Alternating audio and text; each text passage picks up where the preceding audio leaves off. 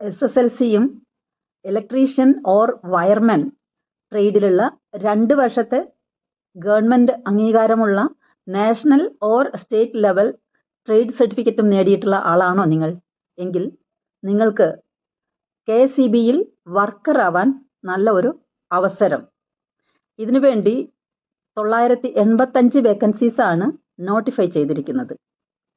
ശമ്പളം 24,400, 43,600 രൂപ.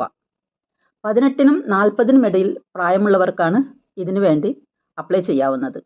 റിസർവ്ഡ് കാറ്റഗറിയിൽപ്പെട്ട കാൻഡിഡേറ്റ്സിന് നിയമാനുസൃതമായ ഇളവ് ലഭിക്കുന്നതാണ്.